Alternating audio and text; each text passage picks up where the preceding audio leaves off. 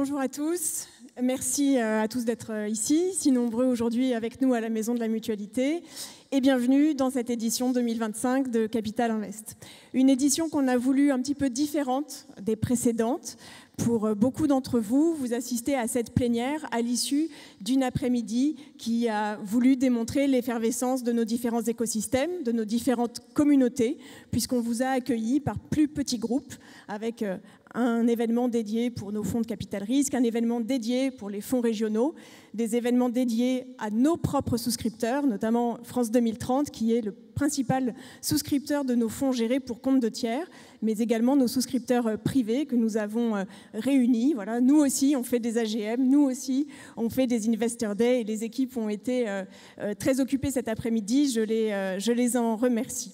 Bienvenue donc dans cette édition 2025 de Capital Invest qui est placée à la fois sous le signe de la vérité. Vérité, c'est le thème de Big, mais on va commencer à tirer le fil rouge dès maintenant et on est certainement dans un moment où se dire les choses, parfois de façon crue, de façon directe, de façon vraie, c'est important parce que c'est ça qui nous fait progresser, c'est ça qui nous fait avancer collectivement. Et il y a des choses à dire. On en a dit déjà beaucoup avec la vidéo que vous venez de voir, mais les intervenants qui vont se succéder sur scène nous en diront encore plus. Cette journée, d'abord, elle a lieu grâce aux équipes de la direction fonds de fonds et de la direction de la communication. Et je voudrais donc, avant d'aller plus avant, très chaleureusement les remercier pour tout le soutien et tous les efforts qui ont été faits pour cette journée qui, on l'espère, vous apportera tout ce que vous venez y chercher. Je dois également faire une petite annonce pour vous dire que l'événement est entièrement traduit en direct. Vous voyez nos traducteurs dans les cabines. Certaines des interventions seront en anglais. Donc pour ceux d'entre vous qui ont besoin d'un casque, s'il vous plaît, assurez-vous de bien avoir pris votre casque. And for our English-speaking guests, if you want a live translation, we have translators here in the room. Please make sure that you have your headphones. Donc voilà, on veut vraiment s'assurer que tout le monde pourra parfaitement comprendre et entendre les interventions aujourd'hui. Alors la dernière fois que nous vous avions rassemblés tous ensemble, c'était en novembre 2023. S'amorçait déjà ce changement de paradigme sur les questions de liquidité, sur les questions de levée de fonds. Et on avait tous ensemble déjà beaucoup parlé d'adaptation. Collectivement, on s'est adapté. Nous-mêmes, nous nous sommes adaptés. On a parlé de l'ajustement du taux d'emprise. Vous aussi, vous vous êtes adaptés dans vos équipes, dans vos stratégies de levée. Les chiffres qu'on vient de voir montrent qu'il n'y a absolument pas lieu de désespérer, notamment s'agissant du dry powder, qui est quand même un indicateur extrêmement fort de la vivacité de notre écosystème, de sa capacité à déployer. Les fonds aujourd'hui sont bien équipés, 30 milliards d'euros, on l'a vu. Et puis en termes de liquidité, ce signal très fort du milliard d'euros de distribution atteint pour le portefeuille fonds de fonds de BPI France en 2024, c'est un élément extrêmement important. Mais je voudrais néanmoins, on se l'est dit, le thème c'est aussi la vérité, préciser 2 points sur ces chiffres.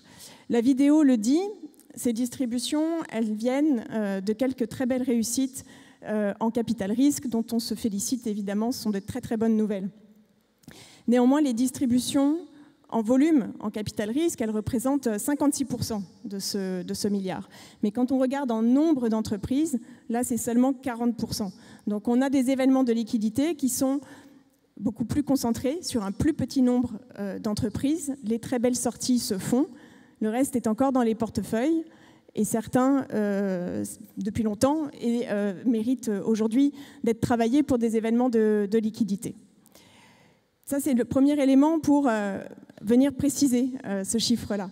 Et puis, quand on rapporte nos distributions à la NAV de notre portefeuille en début d'année, le ratio, il est de 12,6% en 2024. Donc, on atteint un record en valeur absolue. C'est formidable, le ratio NAV, c'est 12,6%, alors qu'en 2016, 2017, 2018, il était chaque année au-delà des 15%. Donc ça, c'est quand même un élément à garder en tête. Et puis, on vient de vivre un premier semestre, je pense qu'on l'a tous vécu ensemble, qui est un peu atone sur les levées de fonds, sur les événements de liquidité. Il s'est passé énormément de choses, notamment le 2 avril. Tout ça est bien connu, bien compris, bien identifié. Et donc, c'est peut-être le bon moment de regarder un petit peu en arrière. Regardez en arrière, justement, nous, c'est ce qu'on vous a proposé, puisque récemment, notre direction des études a publié le bilan de 10 ans d'accompagnement de l'écosystème du capital risque, directement et indirectement. Je veux saluer la qualité du travail qui a été fait et puis remercier les 70 fonds qui ont répondu à cette étude, qui nous permettent d'avoir des chiffres très, très étayés. Alors, quand on regarde cet impact sur 10 ans, peut-être 3 chiffres à retenir. D'abord, la formidable transformation. Les fonds ont triplé de taille. La montée en puissance des investisseurs privés, avec l'évolution de notre taux d'emprise. Ça a été montré dans la vidéo, je ne reviens pas là-dessus. Pendant 10 ans, on a une montée en puissance des investisseurs privés dans les tables de capi des fonds, et ça, c'est fondamental. Et puis enfin, c'est la performance. Sur les millésimes 2005, 2016, 2006, 2007, 2008, les multiples moyens de sortie en capital risque, c'était 1,3 fois.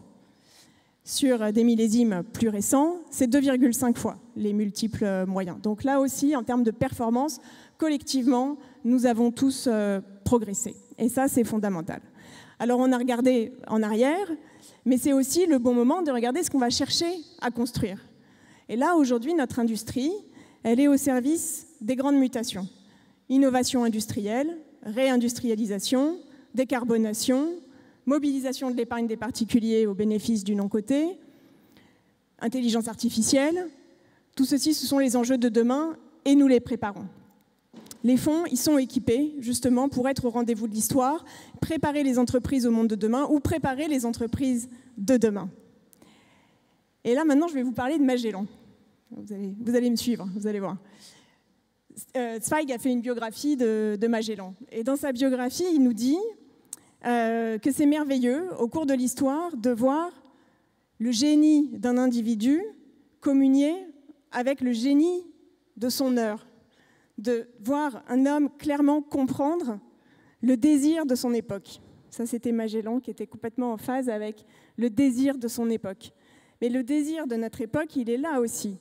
Il est très fort. Il s'accorde avec le génie, non pas d'un homme aujourd'hui, mais des hommes et des femmes qui préparent justement ces entreprises que vous accompagnez. Et donc, on doit être à la hauteur de ce défi. Et il ne faut pas oublier que Magellan, lui, il a pris beaucoup de temps pour accomplir son exploit et faire la démonstration de son intuition. Oui, il y a un passage au sud de l'Amérique et on peut aller aux Moluques en passant par l'ouest. Il lui a fallu du temps, d'abord pour trouver un sponsor. Il a changé de pays, il a changé de couronne. Il lui a fallu du temps pour étudier les cartes, des années. Il lui a fallu du temps pour construire les bateaux, une fois que les financements ont été sécurisés. Puis une fois que les bateaux étaient construits, il a fallu 9 mois pour les charger. Donc le temps, c'est important. Puis alors après, c'est le départ. C'est le départ, et c'est le départ vers l'inconnu et vers la grande incertitude de la réussite. C'est cette grande incertitude en fait, qu'on a aujourd'hui. Le rapport Bain l'année dernière, dédié au private equity, disait « the big you ». C'est ça maintenant, aujourd'hui, le gros mot, c'est « the big you », la grande incertitude. Et surtout, la grande incertitude, c'est qu'on n'avait pas compris qu'en partant de Séville au mois de septembre, on se retrouvait dans l'hiver austral, le long des côtes de ce qu'est aujourd'hui l'Argentine. Il faisait trop froid, on ne pouvait plus naviguer, on ne pouvait plus avancer, et il a fallu s'arrêter. Ils se sont arrêtés dans la baie de San Julián, ils y sont restés 5 mois. C'est 5 mois, au lieu de naviguer, où on construit, on fait autre chose, on attend. Puis après, l'hiver austral est passé, et là, c'est la suite. Le détroit, on le trouve, et puis l'océan Pacifique, vous connaissez la suite. Alors peut-être que là, notre industrie, aujourd'hui, est dans son moment baie de San Julián. On attend là, on attend quelques mois, parce que c'est avant de pouvoir continuer la navigation et faire la preuve de notre démonstration. Et pourquoi c'est important de vivre ce moment-là, mais de continuer à garder le cap sur les exploits qu'on veut tous ensemble réussir? C'est aussi parce qu'on a cet horizon européen. Cet horizon européen, aujourd'hui, on va beaucoup en parler. Et je veux remercier tous les intervenants qui sont là aujourd'hui sur la scène et qui vont se succéder, qui vont chacun à leur façon incarner ce moment européen. Julien David Nitlech, Iris, sur l'angle franco-allemand, Béatrice González, que je remercie, qui est venue d'Espagne, VC espagnol qui investit notamment en deep tech industriel de façon pan-européenne. Clay Dumas, un franco-américain basé à San Francisco qui investit dans le climat et qui est capable, depuis San Francisco, depuis ses bureaux américains, de repérer les belles entreprises, notamment à Grenoble, comme Renaissance, par exemple, qui ont été accompagnées par lui. Après Clay Dumas, vous entendrez Guillaume Morelli, que je remercie d'être là, qui est chez Euronext, directeur des listings pour la France et la péninsule ibérique. Pas besoin d'expliquer pourquoi Euronext vient bien parler d'Europe. Et ensuite, nous aurons une vidéo de Stephen Pols, qui est le fondateur de Moonfair, un des pionniers de l'accès pour les particuliers à notre classe d'actifs du private equity. Et on reparlera de mobilisation de l'épargne européenne. Et puis enfin, Sandra Lagumina, partenaire d'Argos Climate Action, qui est un fonds pan-européen et qui viendra nous donner aussi sa vision, avant d'accueillir pour la clôture Éric Lombard, ministre de l'économie, des finances et de la souveraineté industrielle et numérique, qui a lancé le label Finance Europe récemment. Je pense qu'il n'est pas nécessaire de détailler pourquoi Éric Lombard incarne là aussi ce moment européen. Voilà ce que je voulais vous livrer aujourd'hui. Je vous souhaite une très très belle édition 2025, que ces intervenants puissent vous enrichir autant que possible. Et je cède la parole à Julien David dans un premier temps. Merci.